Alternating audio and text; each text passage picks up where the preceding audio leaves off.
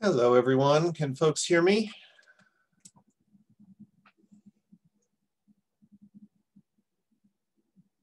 Wonderful. Glad to hear it.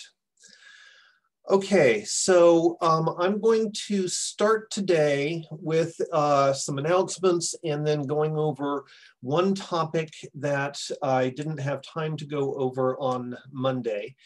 If any of you are contemplating coming tomorrow as well, the first part of tomorrow will also include an intro to this particular topic. It's not going to take all that long on that topic, and then we will be opening up to muddiest points and general questions from anybody in the class. So that's the plan for today. Let me share screen and get started. I have the chat window open, so if any questions come up, please stick them in there and I should be able to see it and respond to them. Okay, so first thing is looking at upcoming deadlines, and this is all of the deadlines for the rest of the semester. So this Friday, homeworks 11 and 12 are due. Next Thursday, small group activity number 5 is due. That activity has now been released. The quiz for small group activity number 5 will be opened. And midterm exam number 4 will be released to you. Now, take a note here that midterm exam 4 counts as its own midterm exam grade. But because I realized that that it doesn't make a lot of sense to test you twice in the same time period on exactly the same material, I'm not going to make you go through a part 4 of the final exam that's covering that same material, since they're going to be open at the same time. Instead, we will take the midterm exam 4 grade that you get.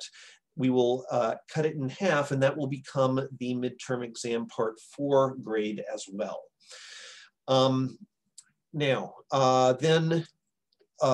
The following day, so a week from this Friday, the homeworks 13 and 14, the last homeworks of the semester, will be due, and the quiz for small group activity number 5 will be due the day after the quiz opens on the Thursday of next week. The following Monday morning, so 2 Mondays from now, is the beginning of the final exam week. I'm going to release the 3 parts of the final exam during that morning, on the morning of Monday of that week, and they will be due along with midterm number 4 on Friday at 5 o'clock. On the final exam, each part can be taken separately. Each part is worth 50 points. Each part will have a time limit of 1 hour, and I will be trying to make it so that it is completable in shorter than that. And each part of the final exam can give you redemption points for your midterm exam grades for midterms 1, 2, and 3. The way to calculate the redemption points is you take your score on the final exam and you double it. If it is larger, if that doubled value is larger than your midterm grade, we will increase your midterm grade to that doubled score. The grade projection spreadsheet that I distributed does that for you. Okay, so those are the deadlines that are coming up. Does anybody have any questions on the deadlines?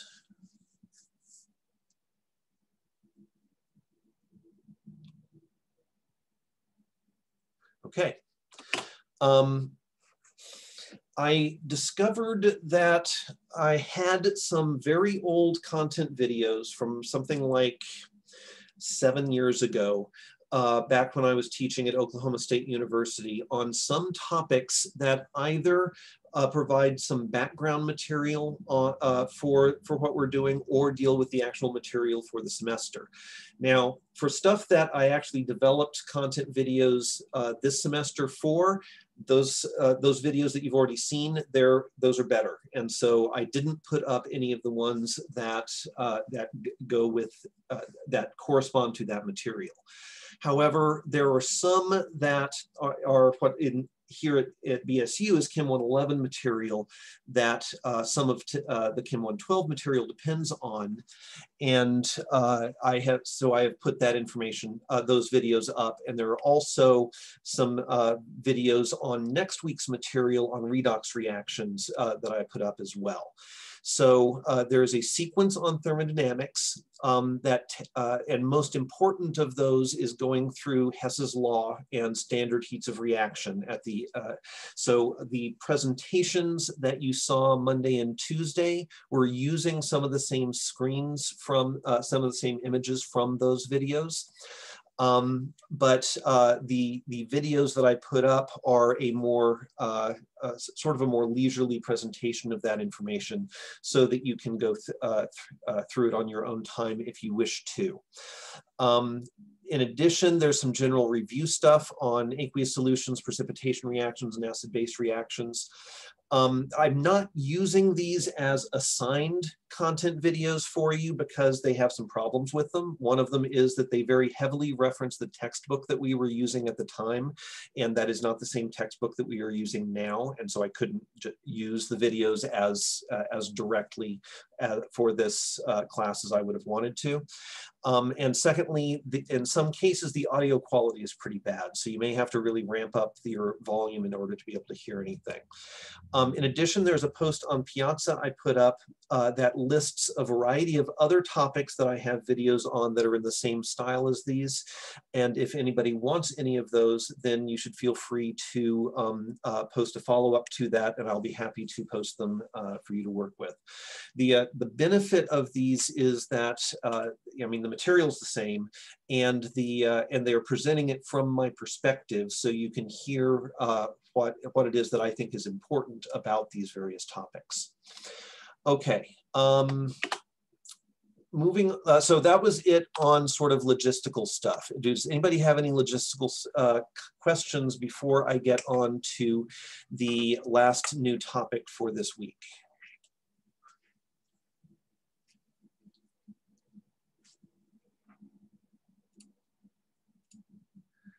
Seems like a no, so okay.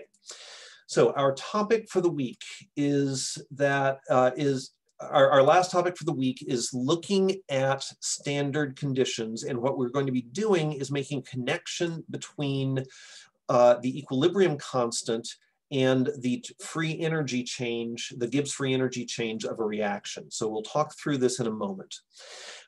So I previously, Monday and Tuesday, pointed you to Appendix G in the textbook, which has an extensive table of standard thermodynamic properties for a bunch of compounds and elements.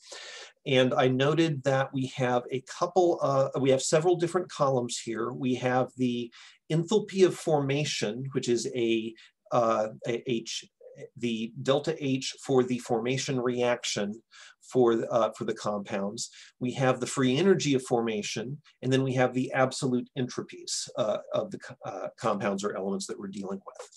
But one aspect of this that we did not talk about very much was the little degree sign that's up here in these cases. The little degree sign means that these values are tabulated for a system that is under standard conditions. Now, you've probably heard of standard temperature as being 25 degrees C, or 298.15 Kelvin, which is what we have right up here. But it also means that the pressure of any gases that are involved is 1 bar, which is very close to 1 atmosphere, and that the concentration of any solutes that are involved are 1 molar. So if we look down here, we see the Al3 plus aqueous ion, and we have a delta H of formation for it in kilojoules per mole. But this is only the delta H of formation for it under conditions where it has a concentration of 1 molar. Similarly, we have vaporized aluminum, the aluminum gas here, and we have these various thermodynamic properties for it. And so, for example, the absolute entropy for aluminum gas is 164.54 joules per Kelvin per mole, but that is only true when the pressure of the aluminum is 1 bar. Now, sometimes these conditions, as what we're calling standard conditions, make some sense. It is certainly possible to get a 1 molar solution of Al3+. That's actually pretty reasonable to do. But a pressure of 1 atmosphere of aluminum vapor at 25 degrees C, the vapor pressure isn't that high. So this is entirely a theoretical value that we have. Now we can calculate that theoretical value so that we can use it in calculations, and it can be considered to be very accurate. Here you're seeing it to 5 significant digits, but the practical value of that specific number is not very high because you can never really make that substance under those conditions. But what we are able to do with that is use this information to determine values of various properties at non-standard conditions. And so that's what we're going to be going through as this last topic that we have. So the fundamental part that we're going to care about is this equation that I am circling with my mouse right here. Delta G equals delta G standard plus RT natural log of Q. So this is the change in the Gibbs free energy for a reaction under non-standard conditions equals the delta G of that reaction under standard conditions, which we can calculate using Hess's law and the definition of Gibbs free energy, plus RT, where R is the gas constant and T is the temperature in Kelvin, times the natural log of Q, the reaction quotient for the reaction under question. Okay, so what this allows us to do is to take the known delta G that we calculate from tables using delta H's of formation to get the delta H of the reaction. We use absolute entropies to get the delta S of the reaction under standard conditions. And then we use delta G equals delta H minus T delta S to get our delta G under standard conditions. We know the gas constant, we know what temperature we're doing this under, and if we know the concentrations or the pressures, partial pressures of the reactants and the products, we can plug that in for Q, and then this formula will give us the delta G for the reaction itself. Now, under those non-standard conditions where Q is based upon things not being necessarily at 1 bar or 1 molar concentration. That's the general idea. Now, there is one set of standard conditions that are, of typical conditions that are particularly important, and that is when we are at equilibrium. At equilibrium, 2 things are true. One is that the delta G for the reaction is 0. And so think about that for a minute. Remember that when delta G is less than or equal to 0, then the process is said to be spontaneous. When if it is equal to 0, then that means that both the forward and reverse reaction are spontaneous, which means that you are at equilibrium. Also at equilibrium, it is true that the reaction quotient equals the equilibrium constant, Q equals K.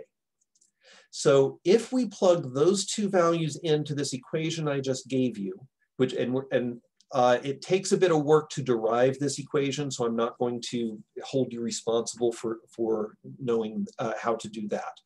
But if we plug these 2 expressions in for equilibrium conditions here, we replace the delta G with a 0, we replace the Q with a K.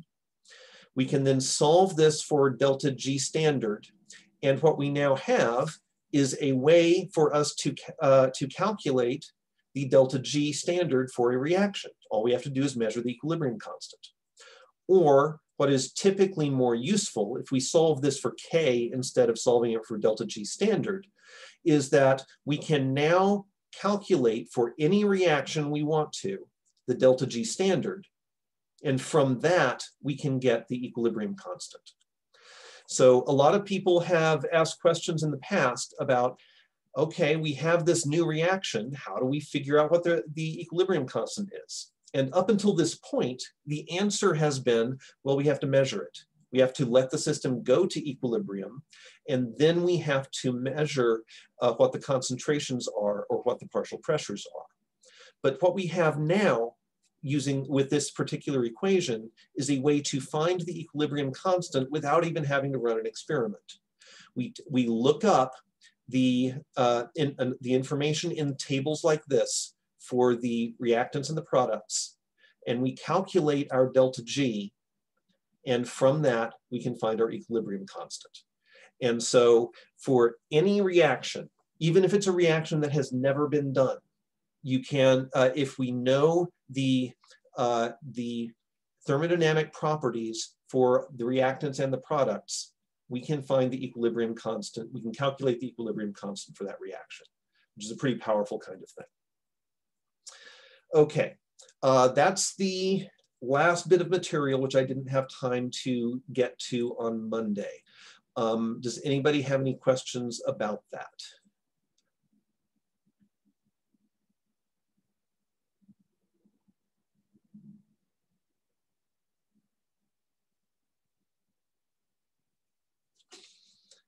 Seems like a no.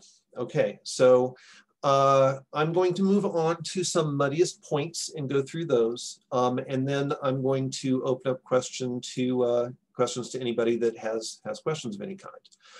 Okay, first questions had to do with studying for the exam, which is not particularly surprising. So the first is, what is the most efficient way to study for the exam? And I typed in too many O's and two there.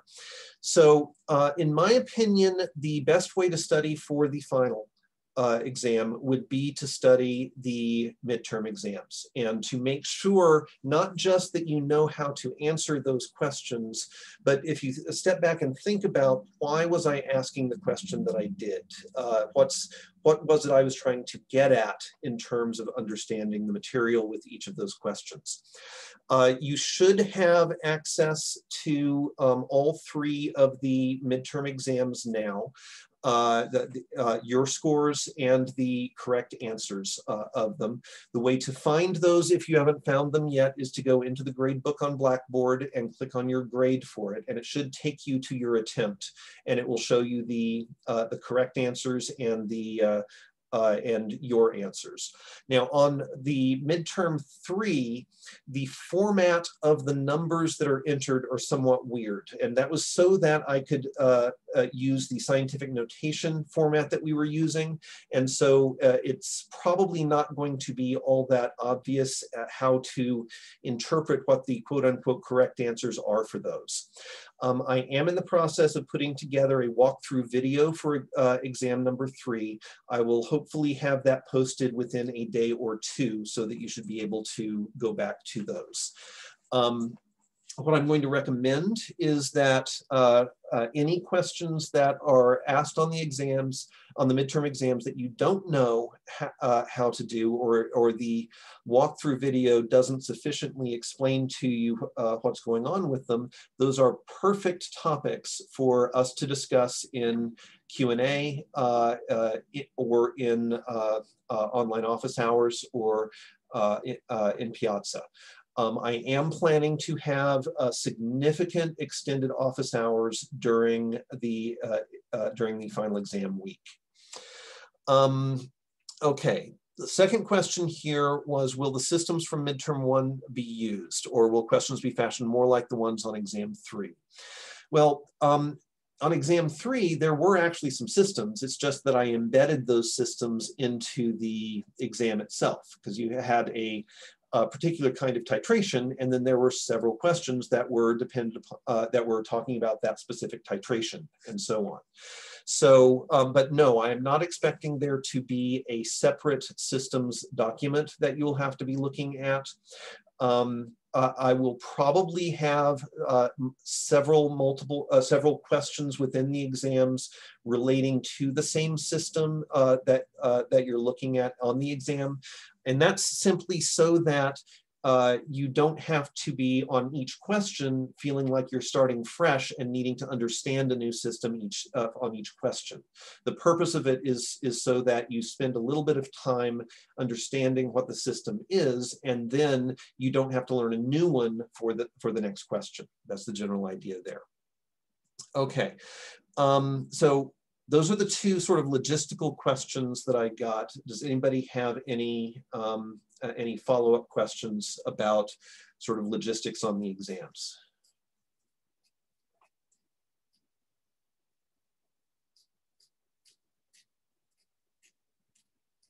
All right, seeming like a no. Okay, so, oh, there we go. All right, so the question in the chat. I find that those are quite daunting because I read through the questions and I realize that if I miss the first one or part of the first one, I will miss several of the next ones. How do you suggest counteracting that? So I understand that perspective on it, but what I'd like for you to think about is that the point of those questions is usually whatever the last question in the sequence is. So because the last question in the sequence is the one that's getting at, do you really understand what's going on with the material?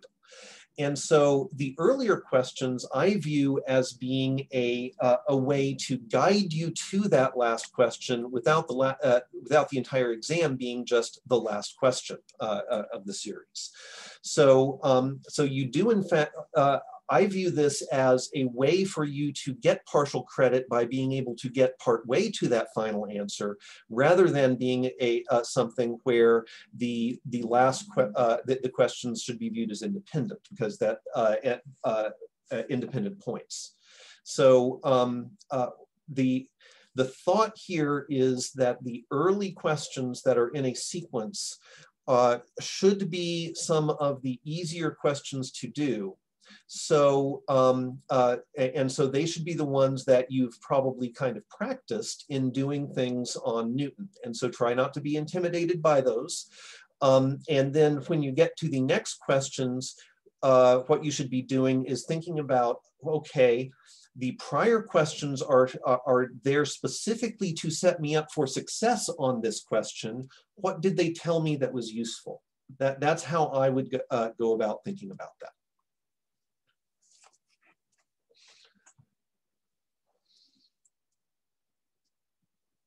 Okay, so I'm going to move on to some content stuff here. And so the next question that I've got is about Hess's law. And so when I went over Hess's law on Monday and Tuesday, I talked about how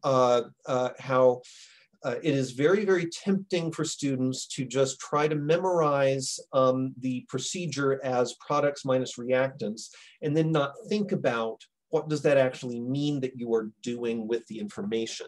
And I used the example of a combustion reaction instead of formation reactions that would then produce a situation where it is reactants minus products rather than products minus reactants. So let me go through that a little bit, and then we can and then we'll see what we can do to try to make sure that that's as clear as possible. So very often you are working on thermodynamics using a table of this type that I'm showing you here, where you have the delta H standard of formation. That's what the little F there means. Now, a formation reaction is a very specific reaction. So I'm going to pick one of these compounds that's shown here on this chart. And we are together going to figure out what its formation reaction is. And in order to make this as enlightening as possible, I'm going to pick one of the more complicated compounds that's down here. So I'm going to pick the AlCl3 dot 6H2O solid. Okay. Now, a formation reaction, by definition, forms 1 mole of the compound from its elements in standard state. So what you need to do is then have your compound, you have the coefficient of it be 1, and you have the reaction arrow before it. What we do now is that we write what the elements that make it up are in standard state. So all you do now is you go through the various elements that are in the compound. There's an aluminum, there is a chlorine, there is a hydrogen, and there's an oxygen, okay? Now, what is the standard state of aluminum? Aluminum is at under normal temperature and pressure is a solid, okay? What is the standard state of chlorine? Well, chlorine is one of the diatomic gases at room temperature, so Cl2 gas. Hydrogen. Hydrogen is also a diatomic gas at room temperature. That is it in standard state. Oxygen is also a diatomic gas in standard state. Now we need to balance the equation. How many aluminums do we have? Just one. How many chlorines do we have? 3. So what coefficient do we need in front of the Cl2? Well, it's going to be 3 halves. H2, we have 6 times 2 of those. So that's going to be 12 hydrogen atoms, which means we need 6 diatomic hydrogen molecules on the left-hand side. How many oxygens? Well, 6 times 1, so we need 3 O2 molecules on the left-hand side. And so what we have now done is that we have written the formation reaction for AlCl3.6H2O. You can follow this procedure for any compound and write its formation reaction. The delta H of formation that is listed here is the delta H for this reaction. That is what formation means. Okay? So it is very, very tempting to look at this delta H of formation and think that is the enthalpy that this molecule has. That's not what it is. It is a standard enthalpy for a specific reaction, and so that's what we are looking at right here. Now, when we are using this kind of information for a reaction, I'm going to make a new slide in here, and we are going to draw some stuff in. Let us insert a text box here. We have reactants. Okay. And you may remember my box notation that I like to use. So I am going to make this a black outline. We're going to fill it yellow so it's clear that this thing's a box. All right, we have our reactants. I'm going to copy that. We are going to come over here and say that we have products. So any reaction we can write as, very simply, reactants goes to products. Now, if we are wanting to use, okay, so we'll get to that in a minute. I'm going to put that out of the way. This reaction is going to have a certain, and actually I don't want to do that. I want to insert an equation. This reaction is going to have a certain value for delta H of the reaction. Okay. Now, if we are wanting to calculate that using our standard enthalpies of formation, then we have as a convenient intermediate our elements in standard state. Now, when we think about what we did over, oops, I lost it. When we think about what we did here, we took our compound that we're interested in and we put it on the product side of the formation reaction.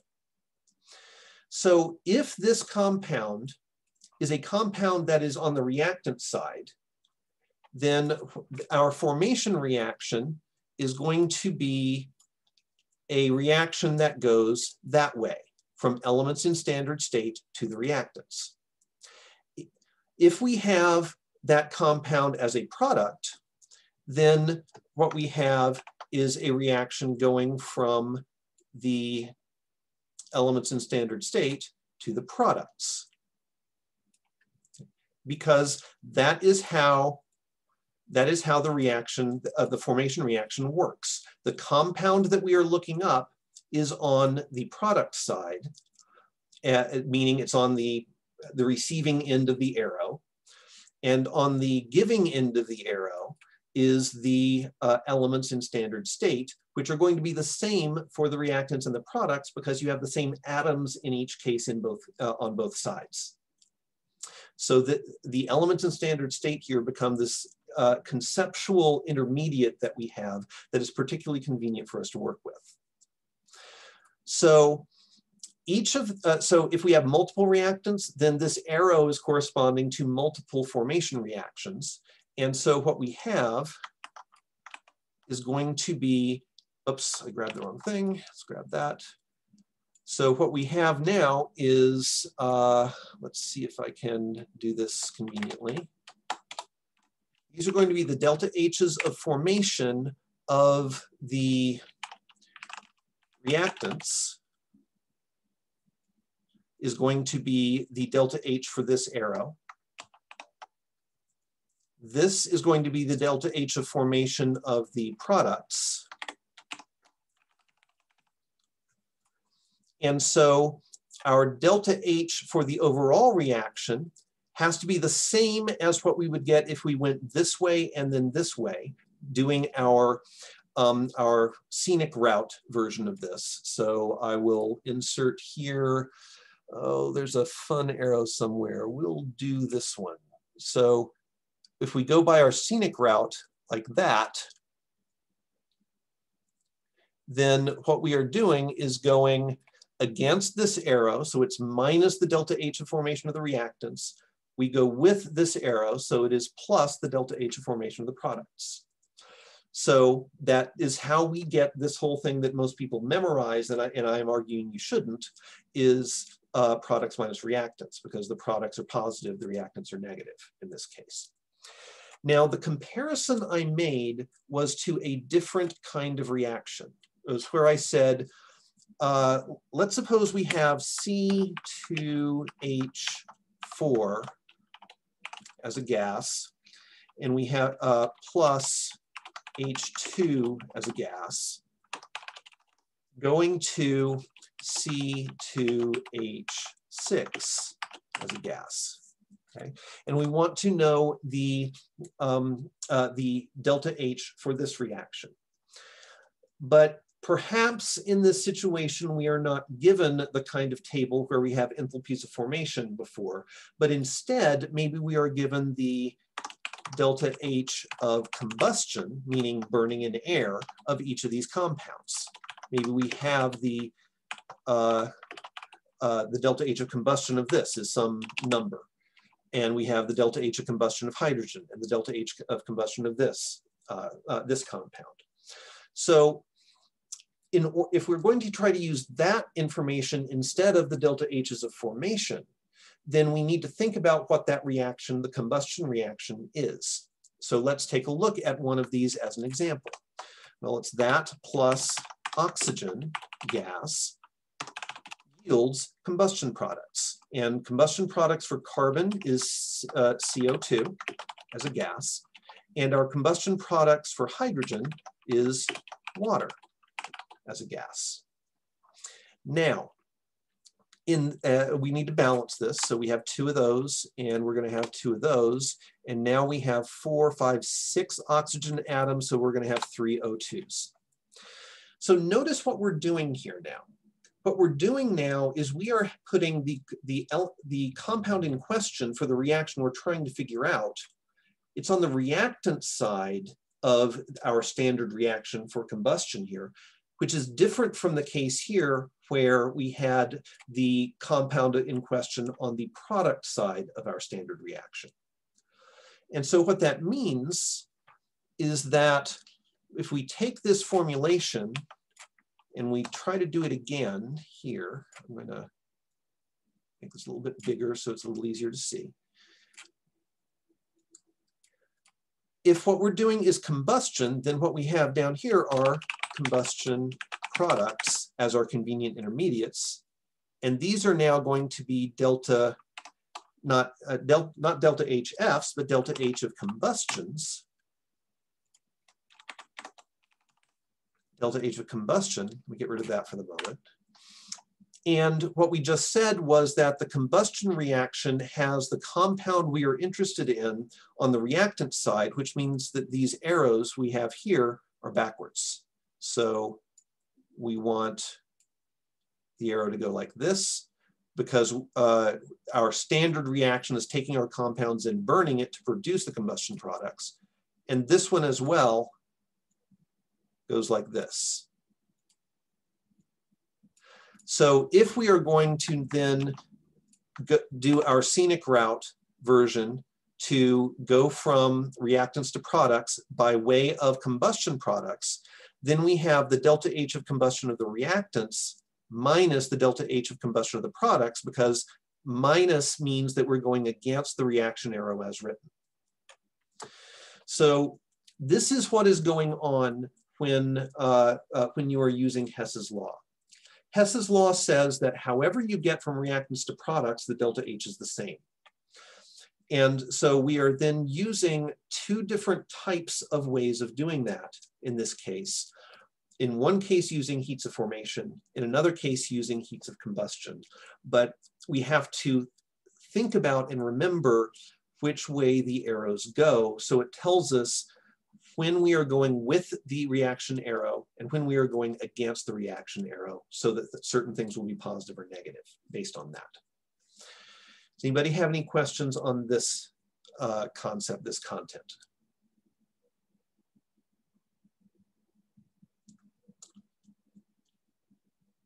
So for combustion, you would add the reactants and products. No. So notice that you have the reactants, and then you're going against the arrow for the products. So this would be reactants minus products.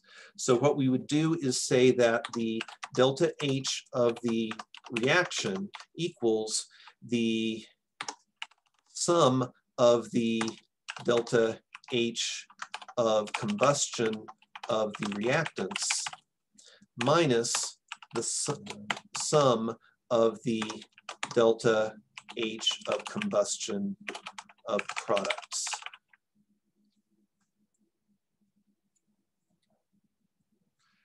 And so this one is minus because we are going against the reaction arrow when we're looking at the delta H of combustion of the products. You're welcome. Okay. Let's see what our next muddiest point is. Okay, microstates. So this is kind of a combination of a couple of questions I was seeing. So when I went over things on Monday and Tuesday, I was using examples such as the ordering of a set of a deck of cards. And we said that the first card you could draw would have 52 possibilities. The second card you would draw would only have 51 possibilities that are left. The next one, there would only be 50, and so on, which is why we had 52 factorial. But apparently in some of the Newton questions in particular, you had different kinds of systems. So say you had 3 boxes. You say you have box 1, box 2, and box 3. And then you have, say, 5 marbles that you can put into each box, and each box can contain more than one molecule, more than one marble, however you're doing it. And so we get at the same, and the textbook, I'm sorry, the textbook or Newton, one of the two, said that what you do for this is then you would then take 3 to the 5th, because you have 3 boxes and you have 5 marbles that you're putting into those boxes. So what's different here? What's going on that's different? The main thing is that it's the same idea, it's just you have a different constraint. So the first marble that you put in can be in box 1, box 2, or box 3. So there are 3 possibilities. The second marble that you put in can go into box 1, box 2, or box 3. So that's 3 marbles. Same thing with the third marble, same thing with the fourth marble, same thing with the 5th marble. So the difference is that in the first case, we are limited, we are looking at the ordering of components, or in the dimolecule case, which I went over on Monday as well, each box was corresponding to where a either a dye molecule or a water molecule could be, but you can't put more than one in a single box because each one is just a place for a molecule. And so when one is selected in that case, then the next choice that is made has fewer possibilities that are left when we're talking about it that way. This system here is talking about a different kind of question where the choice of one marble going in one place doesn't affect what's going to happen to the second marble. So where does that come into play? Well, the main place that comes into play is in terms of distributing energy. So think of the boxes as being three different molecules that you have, and the marbles that you're putting into them, a quantum of energy that each molecule could have. And so you could have one marble with all five quanta of energy, and the other two don't have any energy at all. Or you could put four quanta of energy in the first box, in the first molecule, one in the second, or one in the third, something like that. And so in that case, where you put one piece of energy doesn't affect whether you can put another one in there or not. And so you use this expression where you're taking the number of molecules and raising it to the power of the number of pieces of energy that you have. So that's the distinction in which one you do. Now, this is the kind of calculation that I would ask you to do in, say, PChem, in physical chemistry, which is a junior or senior level class. That is not the kind of thing that I'm going to be asking you to do on exams in Chem 112. So if that distinction isn't making a lot of sense to you, I would not worry about it too much. It's more a question of trying to get the idea of how quickly when you start getting to larger and larger systems, how quickly the numbers go up, because exponentiation and taking factorials become ridiculously big very, very fast. That's the idea. Anybody have any clarifying questions on this?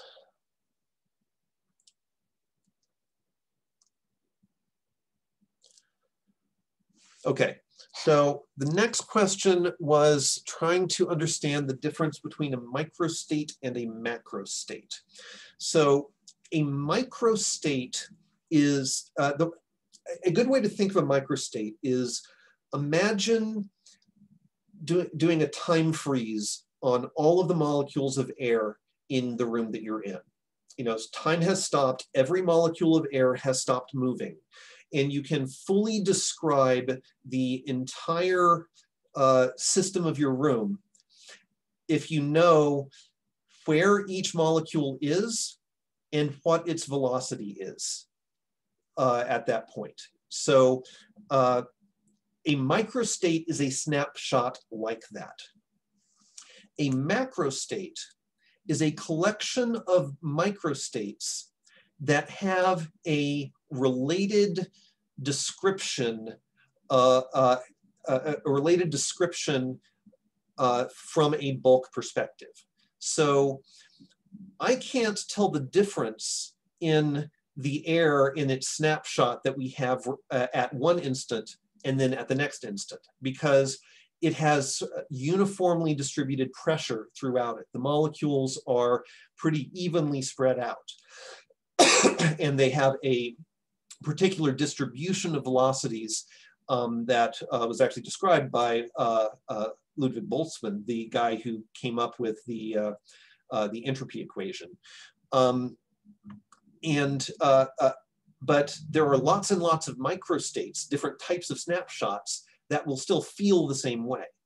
But if you imagine a microstate where all of the molecules in the air are so evenly distributed that they're like lattice points in a crystal, so that there's one here, there's a distance to the next one here, there's a distance to the next one here, and so on in like this cubic grid. That is a really, really unlikely arrangement that we might actually be able to tell, oh, it looks different, maybe because light would diffract off of it strangely or something. Or imagine that all of the molecules of the air, due to random fluctuations, happened to be in the left half of the room. Well, then you would be able to tell that instantly because there would be a vacuum on the other side, and all the air would then get sucked over there, and there'd be this huge, almost sonic boom that would result from that happening. So those are microstates that correspond to a different macro state, correspond to a different physical description that we as bulk creatures would be able to observe. So the way we do the statistics of thermodynamics is that we quantify how many microstates there are in a given macro state. That's what the W corresponds to. And what we do then is we look at the number of microstates in the macro state that corresponds to reactants in a chemical reaction. And we look at the number of microstates that correspond to products in a reaction. And if that number of microstates goes up, then the reaction happens. Then the reaction is spontaneous. That's the idea of spontaneity in this system. So does anybody have any questions now about what we mean by a microstate and what we mean by a macrostate?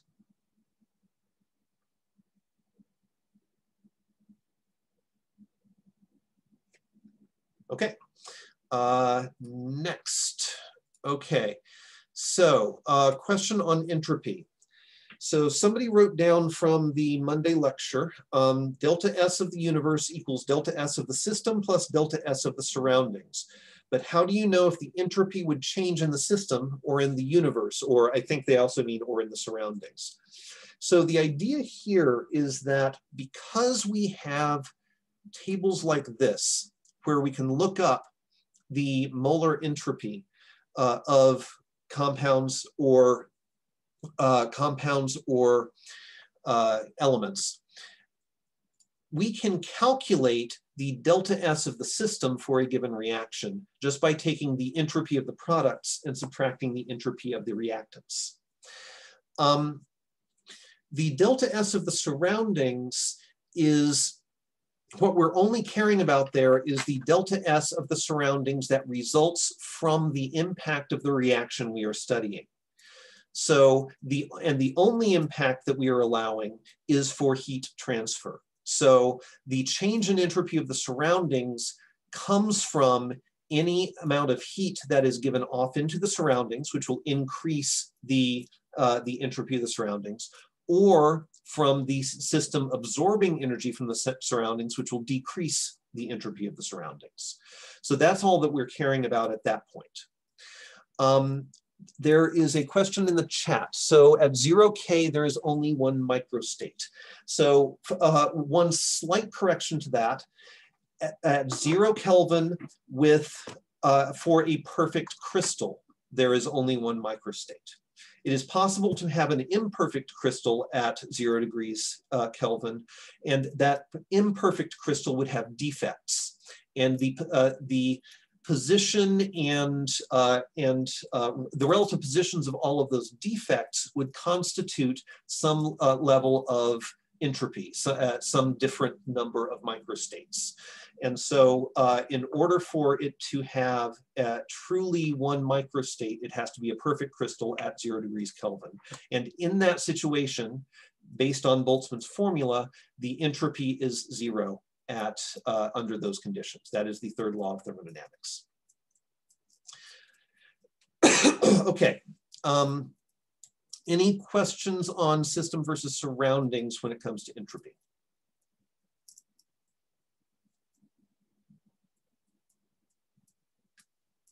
Okay. Next question, several things about spontaneity.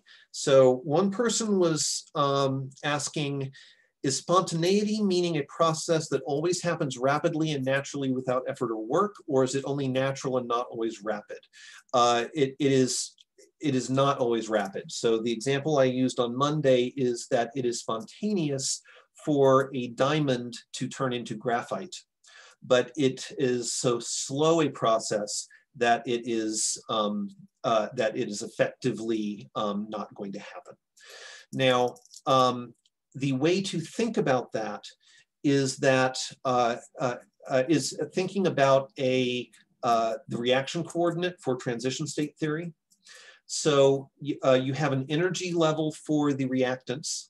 You have an energy level for the products.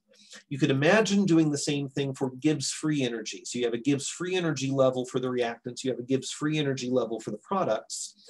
And if the products are lower than the reactants on the Gibbs free energy chart, then the reaction is spontaneous, meaning it will roll downhill towards the lower Gibbs free energy. But we haven't talked about the activation barrier. And so if there is a really, really tall activation barrier in between the reactants and the products, then even though it's spontaneous for it to happen, it's never going to get over that hump. So that's the distinction that we're talking about when we are looking at spontaneous versus speed of reaction. Okay, any questions on that?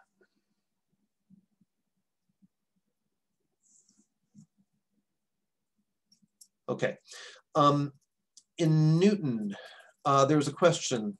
Any process with a negative change in enthalpy and a positive change in entropy will be ... something. So for any of these questions, you need to write down the equation delta G equals delta H minus T delta S. And we need to remind ourselves that delta G less than 0 means spontaneous. Delta G greater than equals 0 means equilibrium. And delta G greater than 0 means non-spontaneous, which is the same as saying the reverse reaction is spontaneous. Okay. All right, so looking at this kind of question, if we have a process that has a negative delta H and we have a positive delta S, and remembering that temperature is measured in Kelvin, so it is always a positive number, then this term minus T delta S is also negative in that case. Both contributing factors, the delta H and the minus T delta S, are negative, so delta G has to be less than 0, and so in this case, it will always be spontaneous. There are no sets of conditions under which a system with a negative delta H and a positive delta S can be non-spontaneous. So any combination of delta H and delta S you can evaluate just by looking at this one equation right here. Okay.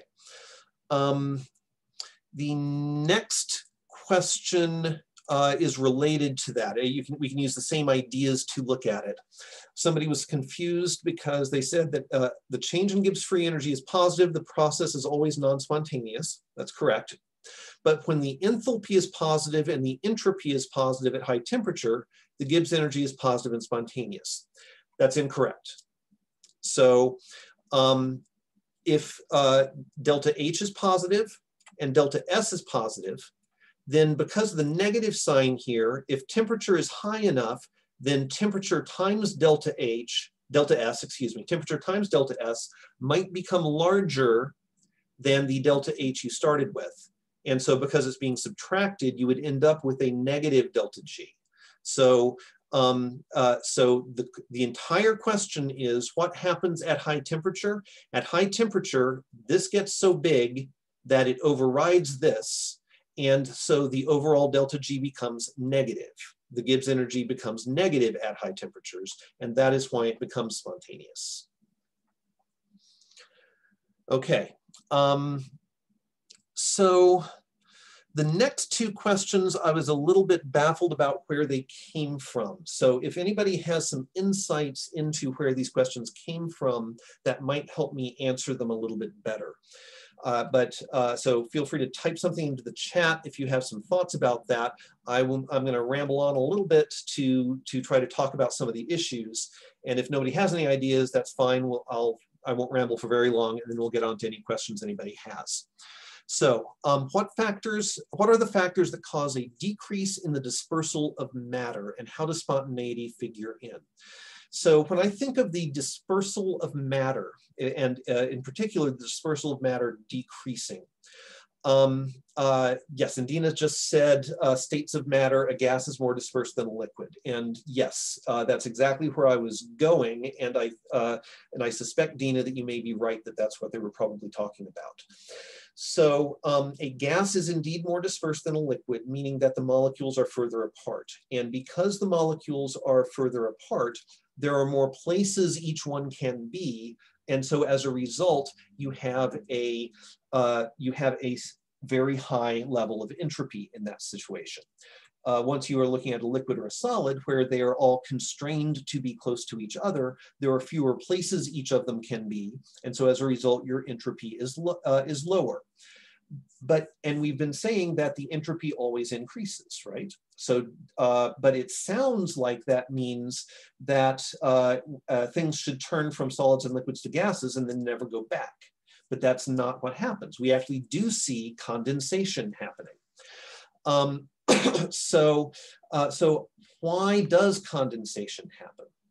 Well, the thing about condensation is that condensation is an exothermic process because heat has to be removed from the system in order for the condensation to happen. So what's going on when heat gets removed from the system? It goes to the surroundings. And so that transfer of heat to the surroundings increases the entropy of the surroundings. And so you can, in fact, have a process happen that has a negative delta S locally if that process then causes a greater increase in the entropy of the surroundings due to a heat transfer to it. That's what's going on in this case. So you can get a decrease in entropy as a result of condensation or a decrease in the dispersal of matter. But to do that, the energy that was allowing the molecules to be spread out has to go somewhere. And the place that goes is into increasing the entropy of the surroundings as a heat transfer. Okay, does anybody have any clarifying questions on that before I read the possible clarification from Jen Castro about radioactive decay on the next question?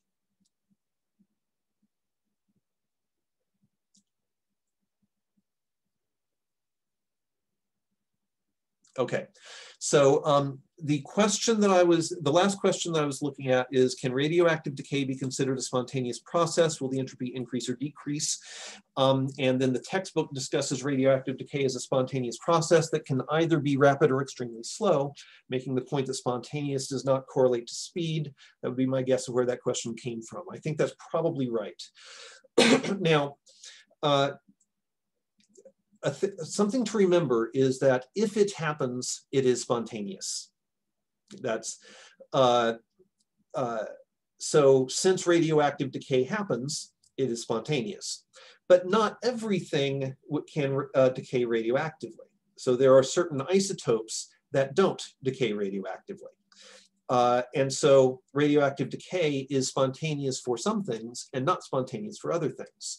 But as you know from the Age of the Earth activity that we did, some radioactive decay processes have decay rates of nanoseconds in some cases, and some have billions of years for the half-lives that they have. And so Jen's suggested interpretation of this question, I think, is exactly right, that that rate has nothing to do with spontaneity. Spontaneity is it possible for it to happen in terms of the free energy being lower, not is it reasonable for it to happen in over a time frame that is possible to measure. Okay, so anybody have any questions that are about any of the stuff we've talked about on these muddiest points before I open it up to general questions from anybody?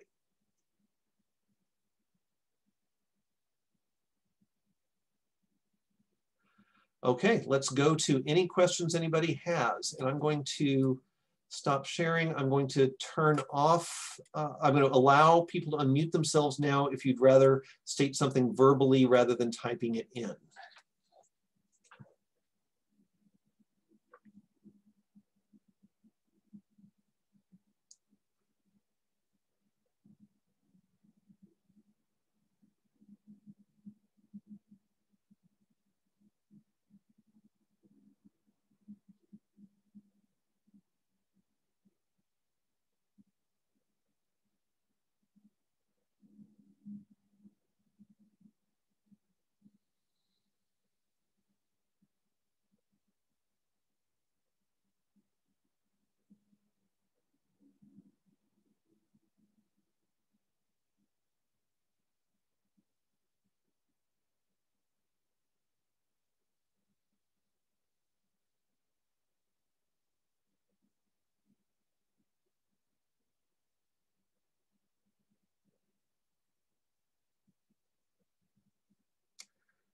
Not hearing questions. Is everybody feeling comfortable with the material, or is the material simply too obscure to know how to even formulate a question about it?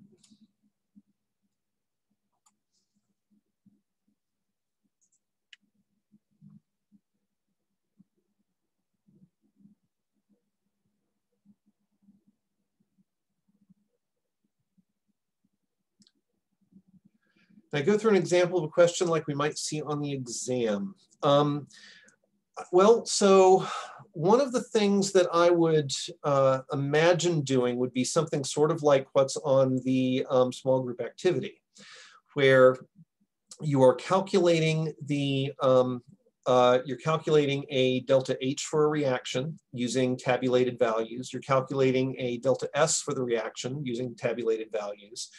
You then from that can calculate the delta G to determine is the reaction spontaneous or not under standard conditions.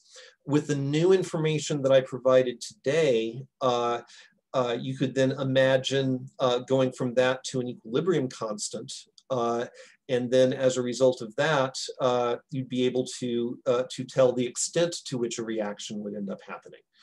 So that's kind of the chain that that you would go through, and then there would be conceptual questions that would go along with that are probably similar to some of the things we've already talked about. So, for example, we could look at the reactants and products of something and say, okay, from an intuitive perspective, would we expect the delta S to have the same sign that we calculated when we used the numbers, and why? So if you have liquids on the reactant side and gases on the product side, then you would expect the delta S to be positive. You'd expect an increase in the entropy for that case. Or if we have it going the other direction, so we have gases on the reactant side and liquids or solids on the product side, we expect the delta S to be negative. And then we would ask the question of, okay, but if the delta S is negative, how on earth can the reaction be spontaneous? And the answer to that is, in order for it to be spontaneous, it would have to increase the entropy of the surroundings by more than the entropy of the system decreased. So this would have to be an exothermic reaction to make that happen.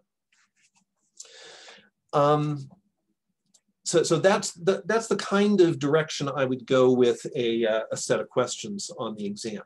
Now, Jen just asked, is entropy an actual measure of heat/energy, or is it more so a description of the degree of spontaneity? I would say it's really more a description of the degree of disorder in the system. Strictly, it's a measure of the number of microstates in a particular macrostate. Enthalpy, yes, is a measure of heat or energy, and specifically it is the heat transfer that happens in a constant pressure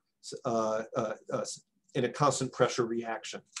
That distinction is important because at a constant pressure reaction, the and let's suppose you have a constant pressure reaction that's happening in a beaker, but maybe a gas is evolved, and so the gas then that's produced pushes back against the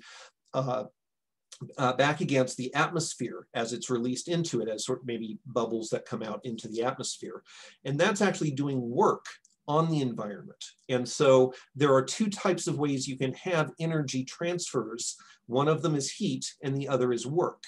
And so under a constant pressure environment, there is work that is involved as well.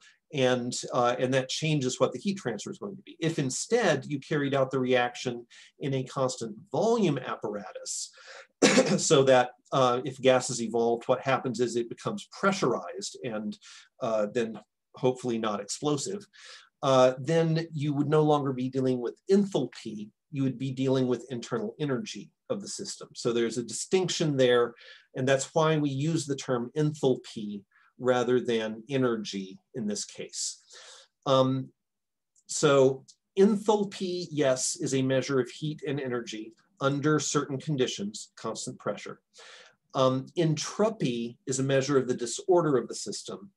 And the combination of the two allows us to understand the entropy of the universe, because the entropy of the system we get from delta S, the entropy change of the surroundings we get by the minus T delta H, or minus delta H over T. And so the combination of the two tell us about spontaneity, because the second law of thermodynamics, entropy always increases, is about the entropy of the universe. Does that help?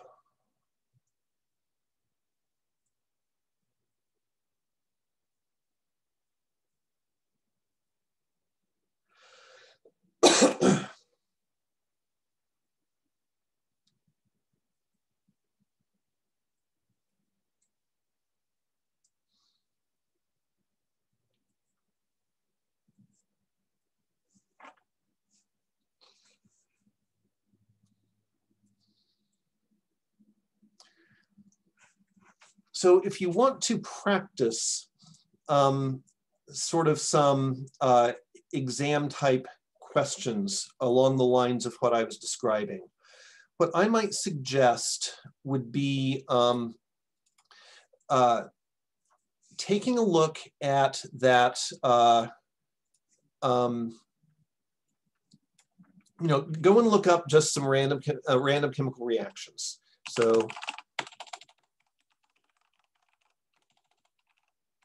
So I'm just Googling chemical reactions examples. Okay, let's find a balanced chemical formula for one.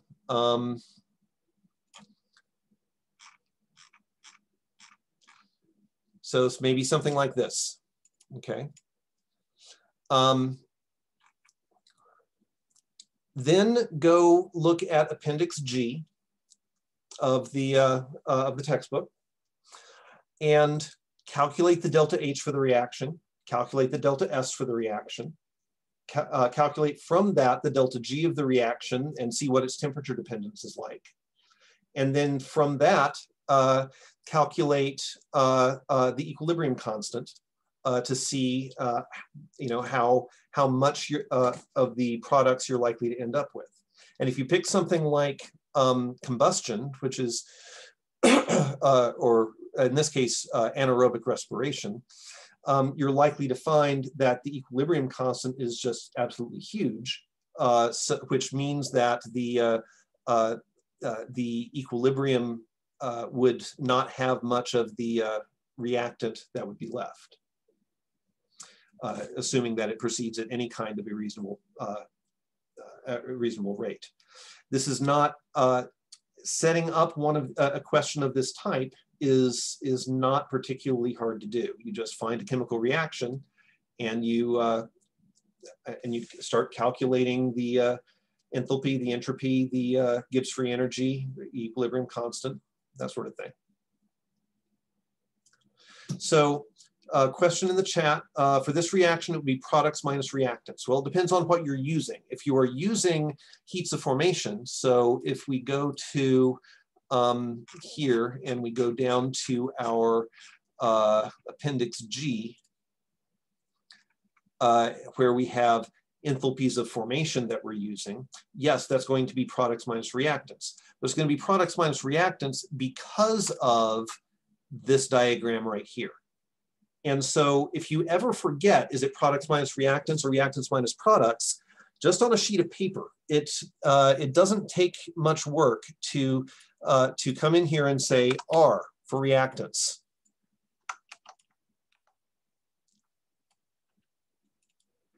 P for products.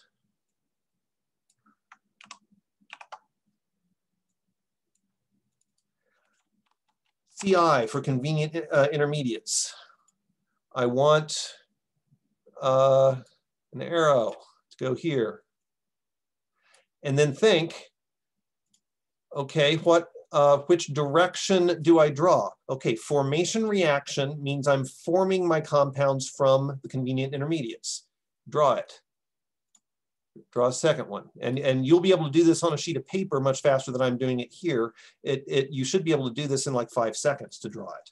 And now you see going from reactants to products by way of the convenient intermediates, you go negative when you're talking about the reactants, and you're going positive when you're going along the products. So simply drawing this out and remembering which direction the arrows go prevents any kind of mistakes that you could possibly make. So as what you just have to do is remember what is meant by the subscript F, the formation reaction. What is meant by the subscript F is, it is the delta H for the reaction that forms the compound. So the arrows that you're putting here are forming the compounds that you're dealing with. Now, one thing to notice about this as well, though, is these are absolute entropies, okay? So, do we do products minus reactants or reactants minus products? Well, in this case, because they're absolute entropies, we use the definition of delta, a change. Change is, if you have the absolute altitude that you're dealing with, for example, then you take the final altitude minus the initial altitude to find the change in altitude. So it would be final minus initial, or products minus reactants for the absolute entropies. But since these aren't absolute measures, these are for a reaction, you have to think about what the reaction is.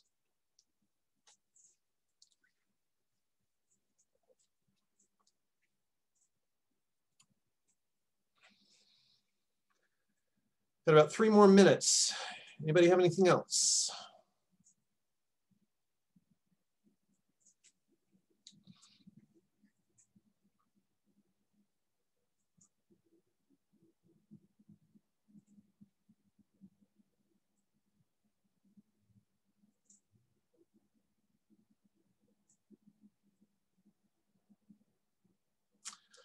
All right, well, thank you, everybody. Have a great rest. Oh, wait, hold on. Dina asked, so are you saying we wouldn't use those delta S? No, that's not quite what I'm saying. What I'm saying is, let me share screen again. What I'm saying is that the delta S of the reaction is going to equal the sum of the absolute entropies,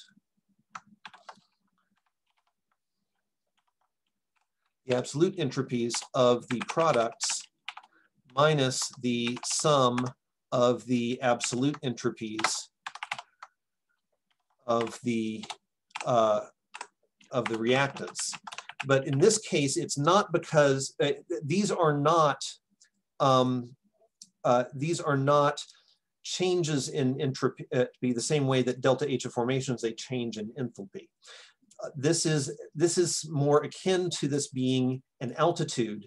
And so if you want to figure out what your change in altitude is, and you start at the bottom of the mountain and you end at the top of the mountain, then you're going to take your final altitude minus your initial altitude. So that's what's going on in this case. So it is products minus reactants, but it's for a different reason than it being products minus reactants when you're talking about an enthalpy of formation. You're welcome.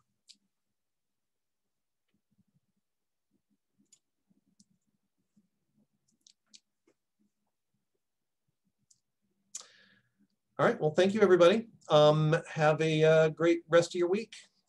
And look forward to seeing you on Piazza and in my office hours if any questions come up. Bye-bye.